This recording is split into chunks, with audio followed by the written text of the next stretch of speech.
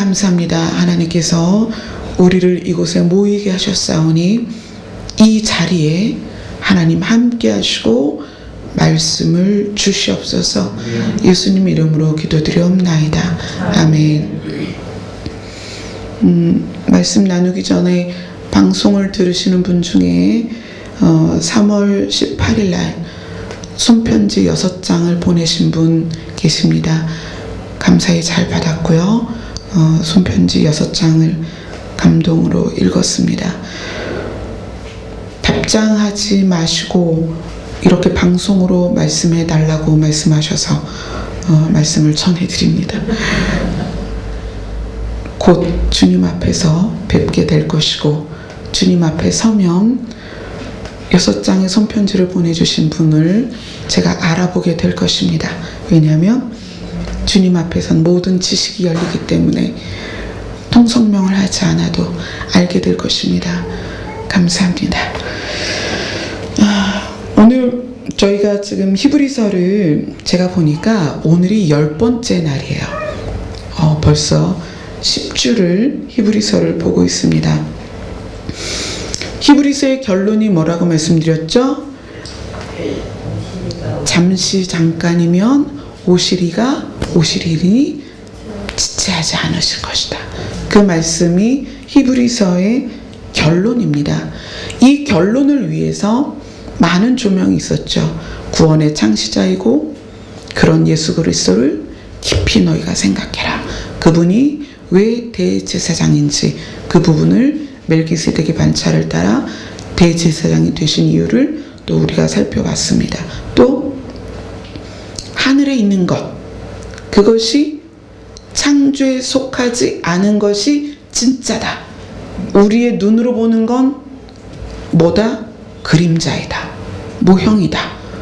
우리가 실제로 맞닥뜨릴 것은 하늘에 속한 것이다. 그것을 쭉 살펴봤습니다. 오늘 본문에서 우리가 제목으로 삼은 것이 12장 27절입니다. 27절을 같이 한번 읽겠습니다. 시작.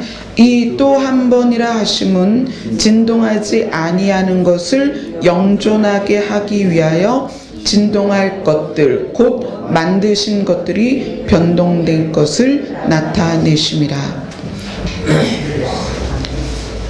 진동하지 아니하는 것을 영원하게 하기 위해서 진동할 것들 곧 만드신 것들이 변동될 것이다. 그리고 이 말씀을 설명하기 위해서 우리는 12장 1절부터 봐야 됩니다. 12장 1절부터 나오는 내용은 어떤 내용이냐면 징계에 대한 내용이에요.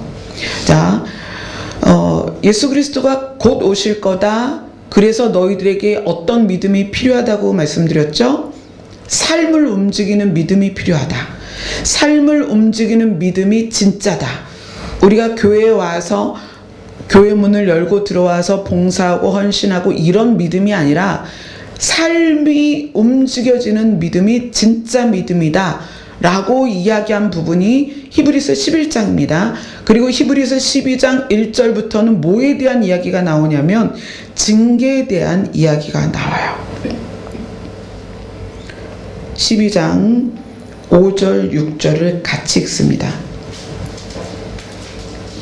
시작. 또 아들들에게 권하는 것 같이 너희에게 권면하신 말씀도 잊었도다. 일렀을 때 내 아들아 주의 징계하심을 경히 여기지 말며 그에게 꾸지람을 받을 때에 낙심하지 말라.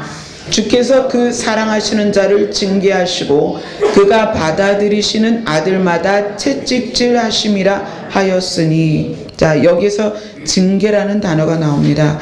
징계라는 말은 뭐냐면 우리의 삶을 교정하는 수단입니다. 우리는 심판이라는 단어와 징계라는 단어를 성경에서 봅니다. 심판이라는 단어는 언제 쓰이냐면 마지막에 쓰입니다. 언제냐면 우리 인생 개인의 마지막, 또 예수 그리스도가 심판주로 오실 때의 심판이라는 단어가 씁니다. 개인이 삶을 마쳤을 때 하나님께서 결산하십니다. 너희가 예수 그리스도로 말미암아 천국에 들어갈 수 있는가, 아니면 천국에 들어갈 수 없는가를 어떻게 하셔요? 심판하십니다. 이거는 개인이 하나님과 결산할 때입니다. 또 한 번 심판이라는 단어가 언제 쓰이냐면 예수 그리스도가 재림하셨을 때입니다. 이 땅에 다시 오셨을 때입니다. 히브리서의 결론을 우리가 아는 것처럼 예수님 반드시 오십니다. 그때 예수님이 반드시 오시는 그때에 우리는 행한 대로 결산을 하게 됩니다. 그때가 심판입니다. 그런데 그런 심판이 아니고 우리가 예수 그리스도 앞에 서기 전에 이 땅에서 생명이 붙어 있는 동안에는 징계라는 수단이 하나님께서 우리와 관계 안에서 쓰시는 수단입니다. 징계는 뭐냐? 우리의 삶을 교정하는 거예요. 우리의 삶은 교정이 필요합니다. 왜 교정이 필요하냐면 우리가 가야 할 길을 제대로 가지 못할 때, 예수님이 그렇게 말씀하시죠. 자기 자신이 뭐다? 길이다. 내가 곧 길이다. 그럼 그 길을 가야 되거든요. 근데 우리가 그 길을 가지 못할 때 하나님께서 징계라는 수단을 써서 바른 길을 가도록 채찍질을 하세요.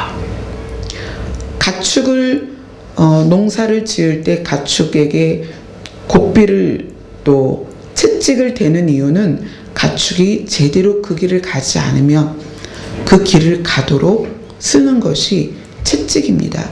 우리 인생에도 하나님은 징계라는 수단을 써서 길을 가게 하는데 어떤 길이냐? 우리가 믿음에서 어긋날 때, 믿음에서 떠날 때 채찍을 드십니다. 그리고 그것에 대해서 이렇게 이야기하십니다. 너희가 참음은 징계를 받기 위함이라. 하나님이 아들과 같이 너희를 대우하시나니 어찌 아버지가 징계하지 않는 아들이 있으리요. 여러분의 자녀들을 생각해 보세요. 아침에 학교 간다고 그러고 학교를 안 가고 게임하러 PC방에 갑니다. 그러면 선생님께 연락이 오겠죠. 아무개가 학교에 안 왔어요. 그럼 어떻게 하겠어요? 찾아 나서죠. 찾아 나서서 이 아이가 어디로 갔는지, PC방에서 발견했습니다. 어떻게 해요? PC방 가서 어깨를 다독이고, 잘했어. 너 학교 안 가고 PC방 갔구나. 그래, 게임 더 해. 누가 그렇게 하겠어요? 엄히 다스리죠. 너 지금 학교 갈 시간이야. 너 여기 있으면 안 돼. 이렇게 엄히 다스리는 게 부모의 마음입니다. 근데 하나님께서 우리에게 뭐라고 말씀하시냐면 너희를 아들같이, 신이신 하나님께서 피조물인 우리에게 그렇게 말씀하십니다. 너희를 아들같이 징계하겠다.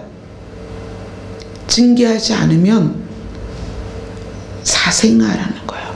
너희가 자녀가 아니라는 거예요. 너희가 지금 자녀이기 때문에 내가 매를 들어서라도 징계하겠다. 어떻게? 바른 길을 가도록. 그래서 8절에 그렇게 얘기합니다. 징계는 다 받는 것이거늘 너희에게 없으면 사생자여 친아들이 아니다. 여러분의 삶에 하나님이 개입하지 않으면 여러분 버려진 것입니다. 여러분이 죄를 짓고 여러분이 바른 길을 가지 않는데도 하나님께서 여러분을 잘 먹고 잘 살게 하시면 여러분 버려진 거예요. 그런 분들 있죠. 교회 다니니까 이상하게 안 좋은 일들이 많아. 그건 왜 그러냐면 사단이 자기의 수중에 잡은 줄로 알았던 자가 하나님 앞으로 나아가면 그 길을 방해하기 위해서 계속 풍파를 줍니다. 어려운 일들을 줘요. 그래서 어떻게 하게? 교회 다니지 못하게, 하나님 못 만나게 합니다. 그런데 시간이 지나면 그런 일들이 다 끝나요. 그리고 평안 가운데 하나님을 섬기도록 사단이 이제 더 이상 손을 댈 수 없습니다. 왜냐하면 성령이 그들과 함께하기 때문에. 그런데 신앙생활을 하다 보면 어떻게 되냐면 삐딱하게 길을 가요. 교회를 다니다 보니까 말씀에서 벗어나게 돼요. 그럼 그때 다시 환난과 풍파가 옵니다. 이건 누가 주시는 거냐면 하나님께서 징계하시는 거예요. 얘야, 글로 가면 안 돼. 거기 가면 올무가 있어. 얘야, 글로 가면 안 돼. 거기에 가면 함정이 있어. 너희가 하나님의 길에서 벗어나면 천국에 갈 수 없어. 이렇게 하나님께서 채찍으로 다스리십니다. 자, 11절, 12절, 13절을 같이 읽습니다. 시작. 무릇 징계가 당시에는 즐거워 보이지 않고 슬퍼 보이나 후에 그로 말미암아 연단받은 자들은 의와 평강의 열매를 맺느니라. 그러므로 피곤한 손과 연약한 무릎을 일으켜 세우고 너희 발을 위하여 곧은 길을 만들어 저는 다리로 하여금 어그러지지 않고 고침을 받게 하라. 연단을 받는 것이 그때 당시에는 너무나 힘들고 괴롭고 슬픕니다. 그러나 그것이 의와 평강의 열매를 맺어서 어떻게 되냐면 14절 말씀을 같이 읽습니다. 시작. 모든 사람과 더불어 화평함과 거룩함을 따르라. 이것이 없이는 아무도 주를 보지 못하리라. 이건 무슨 얘기냐면 여러분, 믿음이 잘못되면 사람들과 화평을 이루지 못합니다. 제가 아까 말씀드렸죠. 믿음은 어떻게 한다? 삶을 움직인다. 진짜 믿음은 우리의 삶을 변화시킵니다. 그래서 원수 같았던 가족들이 그 관계가 회복이 돼요. 내가 인연을 끊었던 부모, 인연을 끊었던 형제들, 인연을 끊었던 자녀들과 화평케 됩니다. 그게 진짜 믿음이에요. 우리가 믿음 생활을 하면서 진짜 믿음 안에 들어가면 가족 간의 관계가 반드시 해결이 돼야 됩니다. 그래서 그렇게 말하는 거예요. 모든 사람과 더불어 화평함과 거룩함을 따르라. 이것이 없이는 아무도 주를 보지 못하리라. 주를 볼 수 없게 된 상황에서 하나님이 어떤 수단을 쓴다? 징계를 쓰는 거예요. 그래서 그들을 견책하시고 그들을 바른 길로 가게 하셔서 화평케 만드시고요, 거룩함에 이르게 하십니다. 자, 그리고 나서 히브리서는 무엇에 대해서 이야기하느냐? 오늘 본문을 이야기합니다. 너희는 만질 수 있고 불이 붙는 산과 침침함과 흑암과 폭풍과 나팔 소리와 말하는 소리가 있는 곳에 이른 것이 아니라, 자, 이 이야기는 뭐냐면 출애굽 그 내용 안에 나오는 본문입니다.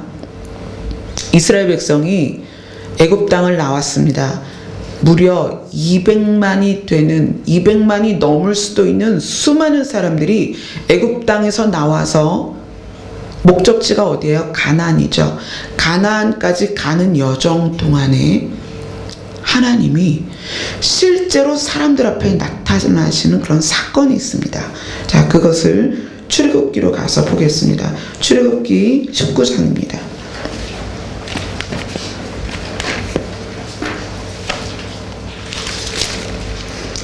출애굽기 19장 10절부터 보겠습니다.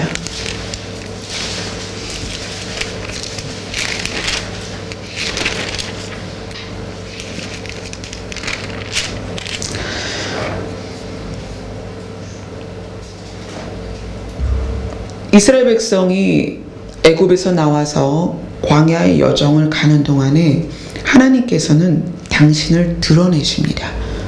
그리고 신이신 하나님이 피조물에게 나타나실 때에 어떠한 일이 있었는가? 19장 10절 11절을 같이 읽습니다. 시작.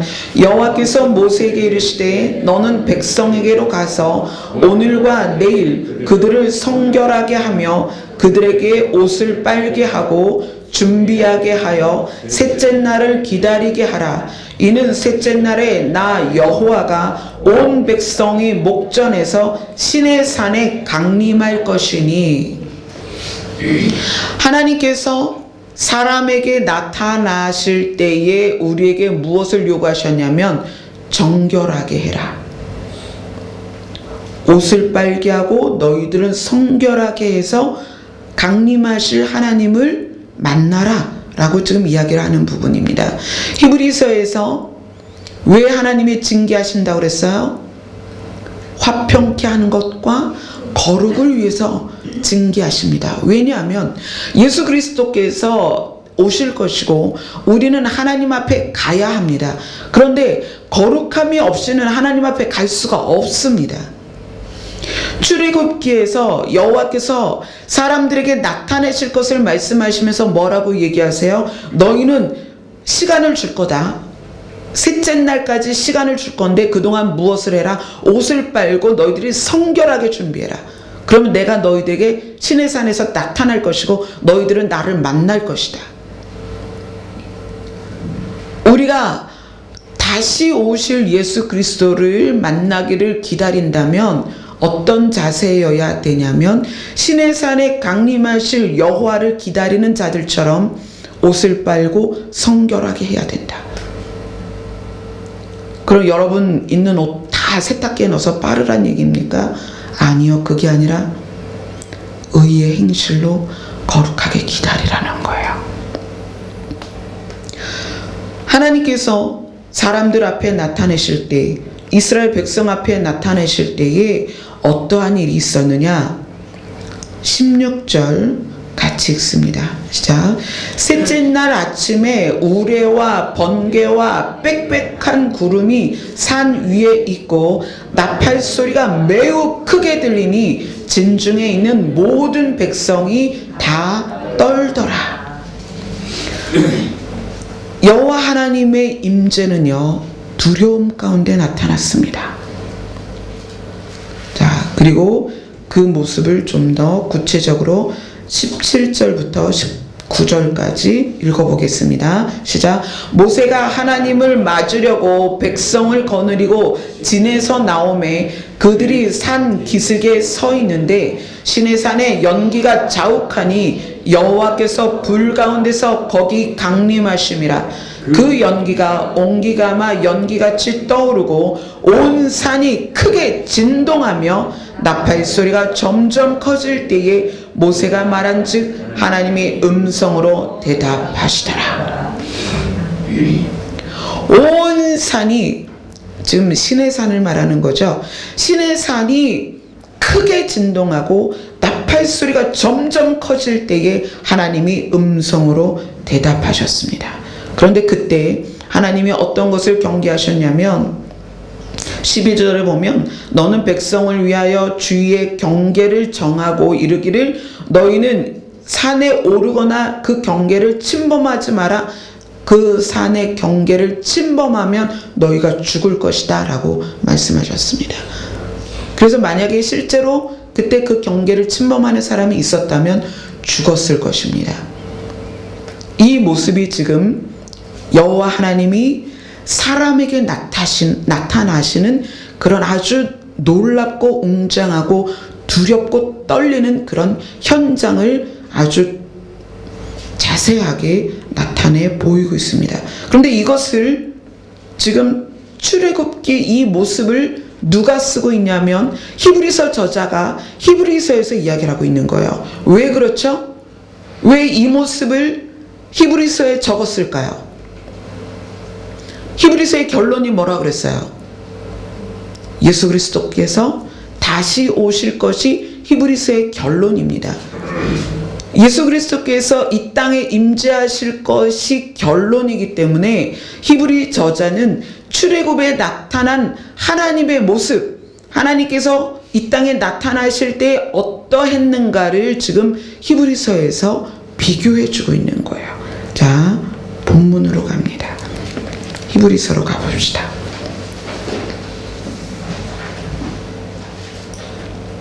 히브리서 저자가 이스라엘 백성들에게 이야기를 합니다. 짐승이라도 그 산에 들어가면 돌로 침을 당하리라 하신 명령을 그들이 견디지 못함이라. 그 보이는 바가 이렇듯 무섭기로 모세도 이르되 내가 심히 두렵고 떨린다 하였느니라. 그러나 이제 너희가 이른 곳은 시온산과 살아계신 하나님의 도성인 하늘의 예루살렘과 천만 천사와 하늘에 기록된 장자들의 모임과 교회와 만인의 심판자이신 하나님과 및 온전하게 되신 의인의 영들과 새 언약의 중보자이신 예수와 및 아벨의 피보다 더 나은 것을 말하는 뿌린 피니라. 자, 우리는 이제 신의 산 앞에 선 게 아니라 지금 히브리서 저자가 말하는 여호와 앞에, 그런데 누구다? 아벨의 피보다 더 나은 것을 말하는 보혈의 피를 뿌리신 중보자이신 예수 그리스도 앞에 서는데, 25절에 너희는 삼가 말씀하신 일을 거역하지 말라. 땅에서 경고하신 일을 거역한 그들이 피하지 못하였거니와 하물며 하늘로부터 경고하신 일을 배반하는 우리일까 보냐. 이 말씀은 신의 산에서 하나님께서 경고하십니다. 이 경계를 침범하여 오면 너희가 정령 죽을 것이다 라고 말씀하신 여호와 하나님의 말씀을, 그 경고를 어긴 자들이 죽었는데, 하물며 이제 하늘로부터 경계하며 하늘로부터 경고하시는 이의 경고를 듣지 않으면 살아남을 자가 있겠냐는 거예요. 자, 그러면서 26절에 이렇게 이야기합니다. 그때에는 언제냐면 애굽에서 나온 이스라엘 백성이 하나님을 만날 때에는 그 소리가 땅을 진동하였거니와, 이제는 언제냐면 예수 그리스도가 다시 오실 때는 약속하여 이르시되 내가 또 한 번 땅만 아니라 하늘도 진동하리라. 예수님이 이 땅에 오실 때는요, 하나님이 신의 산에 임재하신 것과 다른 차원입니다. 전혀 다른 차원이에요. 이스라엘 백성에게 하나님이 드러내어 보실 때에는 지역적인 나타남이에요. 지역적인, 그러니까 그 장소적으로는 신의 산에만 나타나셨고요. 또 누구에게만 보이셨어요? 이스라엘 백성에게만 보이셨습니다. 그러나 다시 오실 예수 그리스도는 온 땅 위에 만왕의 왕으로 오시는 거예요. 그리고 누구에게 보이시느냐? 온 지구상에 모두가 알아보도록 오십니다. 그렇기 때문에 땅만 흔들리는 게 아니라 하늘까지 진동하게 될 것이라는 거예요.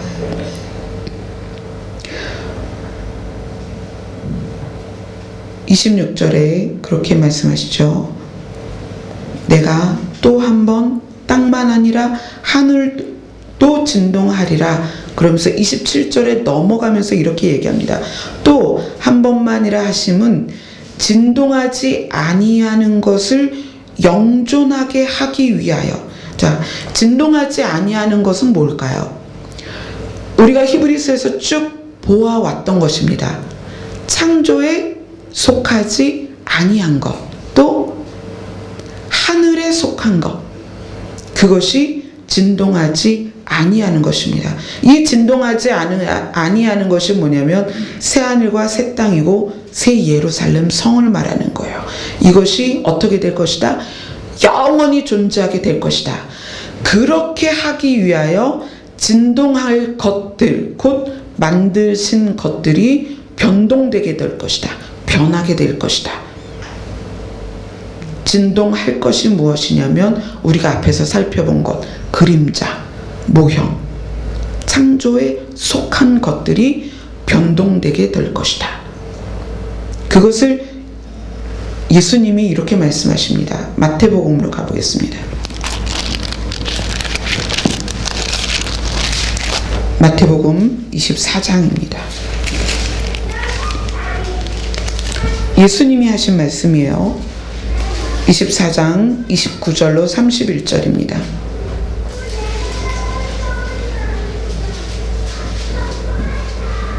진동할 것들, 창조된 것들이 어떻게 진동할 것이냐, 그림자이며 모형인 것, 만들어진 것들이 어떻게 진동될 것이냐. 마태복음 24장 29절로 31절 예수님이 직접 하신 말씀이십니다. 같이 읽습니다. 시작. 그날 환난 후에 즉시 해가 어두워지며 달이 빛을 내지 아니하며 별들이 하늘에서 떨어지며 하늘의 권능들이 흔들리리라. 이때의 인자의 징조가 하늘에서 보이겠고 그때 땅의 모든 족속들이 통곡하며 그들이 인자가 구름을 타고 능력과 큰 영광으로 오는 것을 보리라. 그가 큰 나팔 소리와 함께 천사들을 보내리니 그들이 그의 택하신 자들을 하늘 이 끝에서 저 끝까지 사방에서 모으리라. 예수님께서 직접 하신 말씀이에요. 시내산에서 하나님이 임재를 드러내실 때에도 큰 나팔 소리가 있었습니다.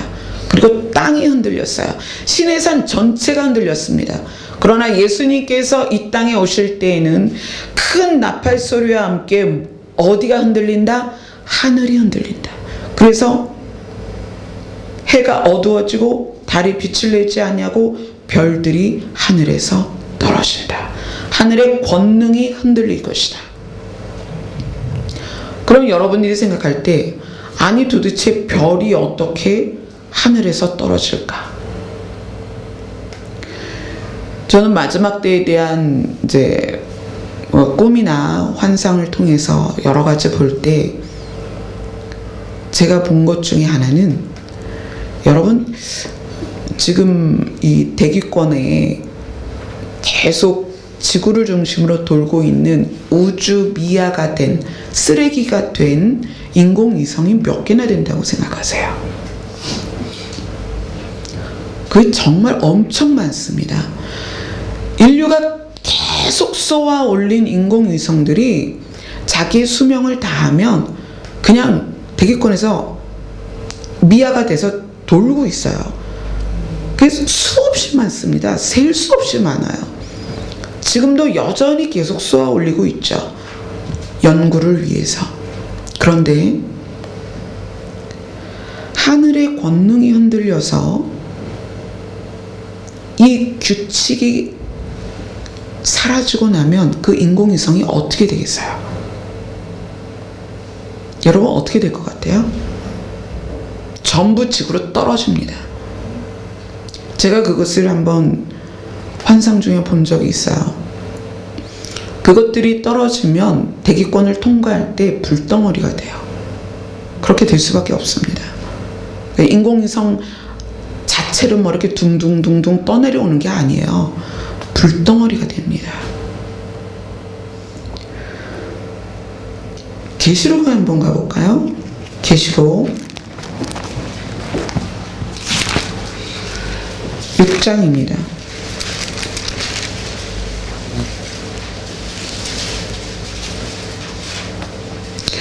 계시록 6장 12절로 14절입니다.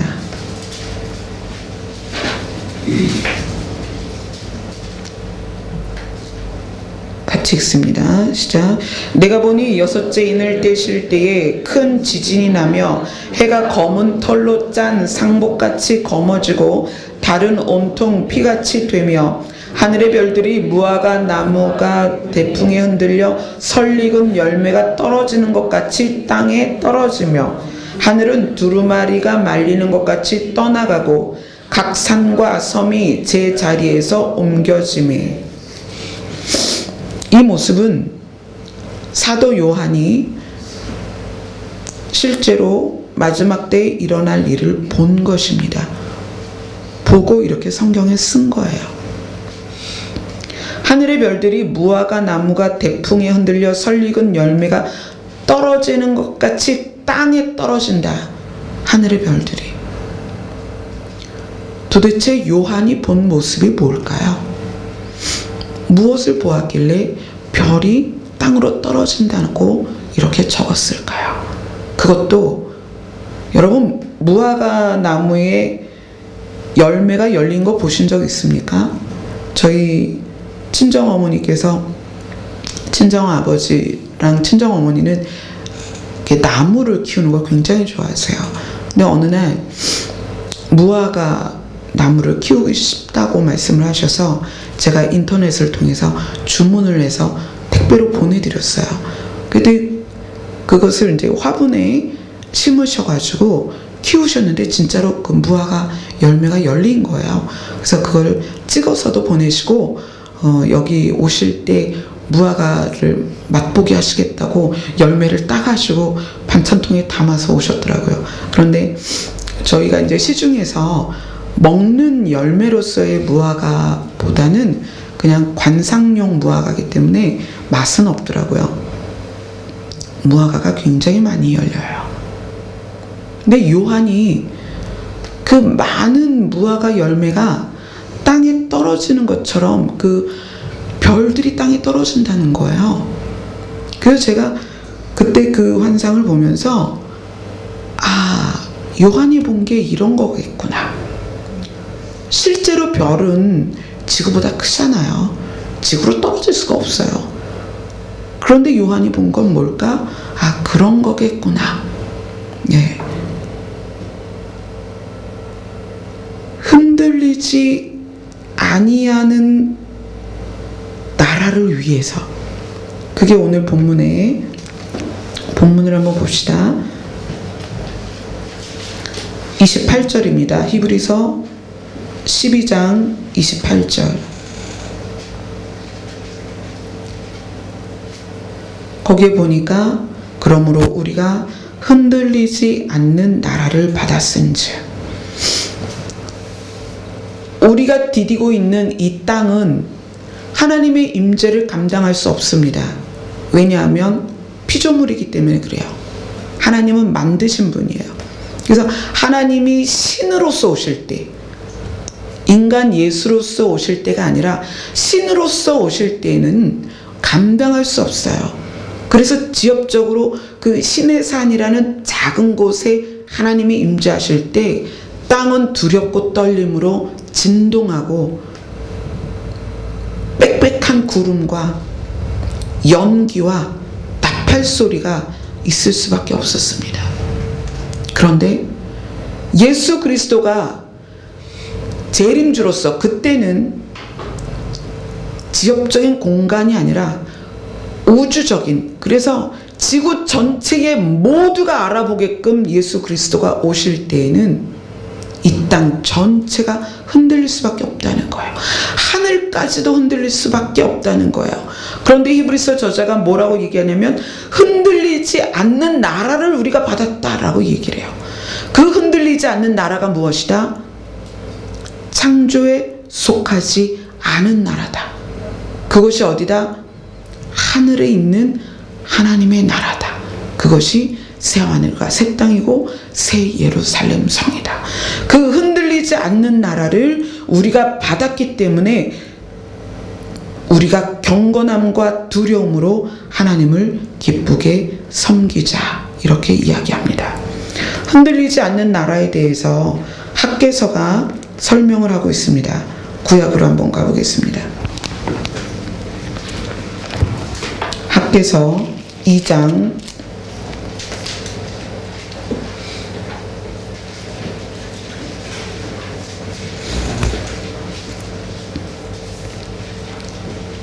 5절로 9절입니다.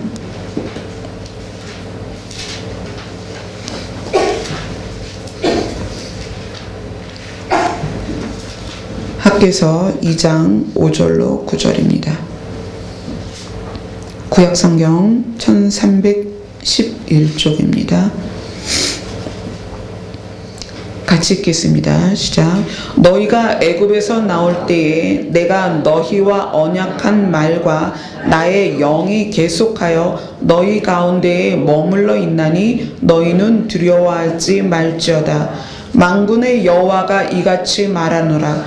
조금 있으면 내가 하늘과 땅과 바다와 육지를 진동시킬 것이요 또한 모든 나라를 진동시킬 것이며 모든 나라의 보배가 이르리니 내가 이 성전의 영광이 충만하게 하리라. 만군의 여호와의 말이니라. 은도 내 것이요 금도 내 것이라. 만군의 여호와의 말이니라. 이 성전의 나중 영광이 이전 영광보다 크리라. 만군의 여호와의 말이니라. 내가 이곳에 평강을 주리라. 만군의 여호와의 말이니라. 애굽에서 이스라엘 백성을 끄집어내신 여호와께서 그렇게 말씀하십니다. 내가 이제 조금 있으면 하늘과 땅과 바다와 육지를 진동시킬 것이라. 모든 나라를 진동시킬 것이다. 그리고 여호와의 성전의 영광을 예전과 같지 않게 정말 완전한 영광 가운데 여호와의 성전을 세울 것이다. 그리고 그곳에 평강이 있을 것이다. 이 성전이 바로 새 예루살렘 성전입니다. 예수님께서 예루살렘 성전을 향하여 말씀하시죠. 어떻게 될 것이다? 돌 위에 돌 하나도 남지 않게 완전히 멸망할 것이다. 우리가 눈으로 보는 성전은 그렇습니다. 흔들릴 수밖에 없고 무너질 수밖에 없는 것이 눈으로 보이는 성전이에요. 그러나 하나님이 우리에게 이제 나타내실 성전은 어떤 성전이냐? 흔들리지 아니하는 성전입니다. 하늘과 땅과 바다와 육지를 진동시키신 다음에 그 진동시키신 이 온 땅 위에 하나님께서는 흔들리지 아니하는 것을 우리에게 줄 것인데 그것이 뭐다? 새 하늘과 새 땅이며 새 예루살렘 성전입니다. 그 새 예루살렘 성전의 영광이 얼마나 아름다운지 그곳에는 평강이 가득할 것이라는 거예요. 그리고 히브리서 저자가 말합니다. 우리가 그것을 받았다. 지금 우리의 눈에는 보이지 않고 지금 우리가 그것을 소유하지 않았지만 우리는 받은 자들입니다. 그래서 기뻐하라는 거예요. 그게 믿음입니다. 내가 내 손에 쥐어지지 않았고 내 눈앞에 있지는 않지만 우리가 소유한 것을 믿는 것이 바로 믿음입니다. 우리가 믿은 것이 이제 실제가 될 거예요. 그래서 우리가 히브리서 저자가 말하는 징계에 대해서 이해가 되는 거예요. 맞아. 그렇게 좋은 것을 온 땅과 하늘이 흔들려도 이제는 흔들리지 아니하는 그 완전한 나라를 우리가 주시기 위해서 징계하시는 거야. 그래서 이제 그 징계가 기쁨이 되는 거예요. 그리고 그 징계로 가르치시는 것을 우리가 받아들일 수 있게 되는 것입니다. 맞습니다.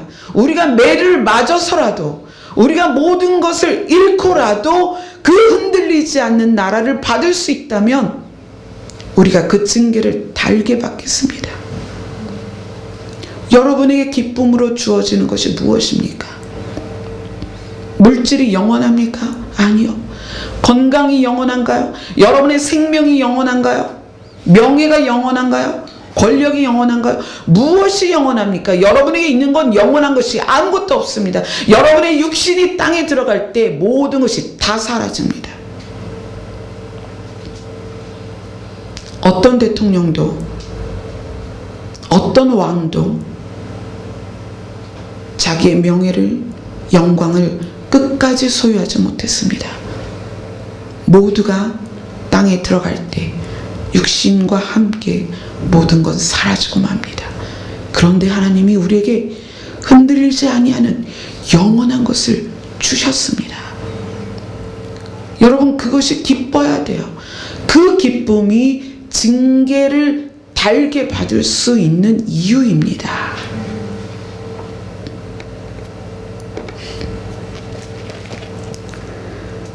그러므로 우리가 흔들리지 않는 나라를 받았은즉 은혜를 받자. 이로 말미암아 경건함과 두려움으로 하나님을 기쁘시게 섬길지니 그리고 29절에 이렇게 얘기합니다. 우리 하나님은 소멸하는 불이심이라. 히브리서 저자가 흔들리지 아니하는 나라를 설명하기 위해서 이스라엘 백성 앞에 시내산에 나타나신 하나님을 보여줍니다. 그런데 이 시내산에 하나님이 임재하시고 어떤 일을 하시냐면 모세를 불러 올리세요. 시내산으로. 그리고 뭘 하시냐면 돌판에 십계명을 써서 줍니다. 모세가 그걸 가지고 내려와요. 자, 여러분, 하나님의 임재를 시내산이 흔들리는 진동과 함께 하나님의 임재를 보았던 이스라엘 백성이 그때 뭘 하고 있었을까요? 모세가 돌판 2개를 받아가지고 여호수아와 함께 시내산에서 내려옵니다. 그런데 노랫소리가 나고 음악소리가 나는 거예요. 그 여호수아가 모세에게 이야기를 합니다. 진영에서, 그러니까 백성들 안에서 무슨 좋은 일이 있나 봐요. 노랫소리가 나요. 이게 무슨 소리지? 모세가 점점 백성들 가까이 와서 보니까 그 유명한 금송아지 사건이 있는 거예요. 물론 40일이라는 시간의 갭이 있었습니다. 모세가 그 십계명을 받기 위해서 올라갔을 때 40일 동안 시내산에 머물러요. 그런데 얼마나 사람의 머리가 나쁘고 정말 그 마음이 악한지 40일 전에 시내산이 흔들리면서 나팔 소리 가운데 하나님의 임재를 본 이스라엘 백성이 40일 만에 모세가 안 내려오니까 야, 모세 죽었나 보다. 우리를 인도하여 낸 모세가 죽었나 보다. 우리를 인도할 신을 다시 만들자. 그래서 금을 전부 모아다가 금송아지를 만들었단 말이에요.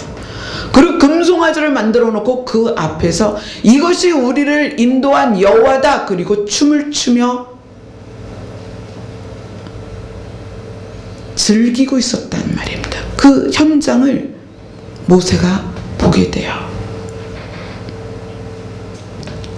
히브리서 저자가 그래서 12장 마지막 절에 이 말을 써 넣습니다. 우리 하나님은 소멸하는 불이다. 너희는 제발 좀 이스라엘 백성이 그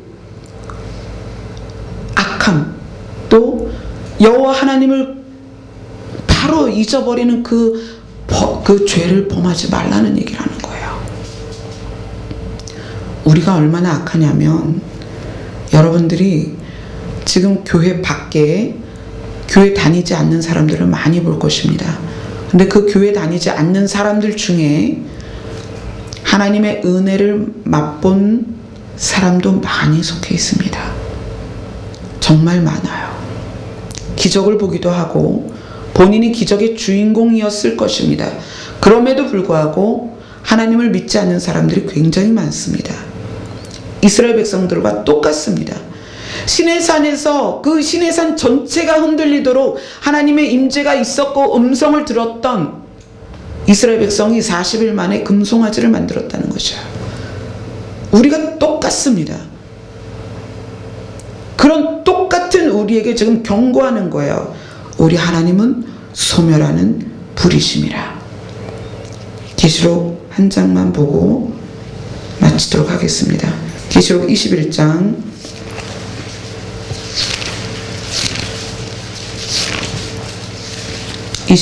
8절입니다.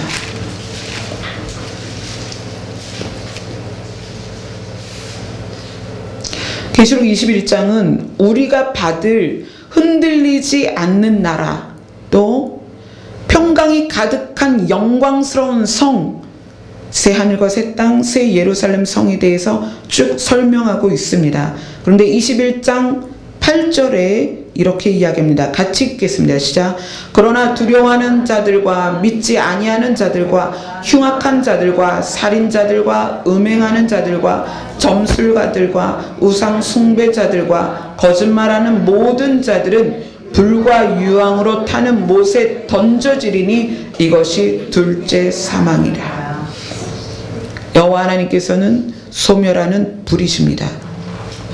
그래서 흔들리지 아니하는 나라와 소멸하는 불을 동시에 보여주고 계십니다. 그런데 여기에 우리가 주의해야 될 것은, 우리는 믿는 자는 천국 가고 믿지 아니하는 자는 지옥 간다라는 이분법적인 공식을 가지고 있습니다. 맞습니다. 그런데 천국 가는 믿는 자에 대한 우리가 좀 더 자세한 견해를 가져야 됩니다. 21장 8절에 두려워하는 자들과 믿지 아니하는 자들과 흉악한 자들과 쭉 나옵니다. 하나님이 소멸하는 불에 넣는 자들 중에 믿지 아니하는 자를 따로 써놓고 있다는 거예요. 이게 무슨 의미일까요? 안 믿으면 당연히 지옥 가겠죠. 그런데 믿지 아니하는 자들을 따로 썼다는 이야기는, 믿는다라고 말하는 사람들 중에도 흉악한 자들이 있고, 살인하는 자가 있고, 음행하는 자가 있고, 우상 숭배자, 거짓말하는 자들이 있다는 얘기예요.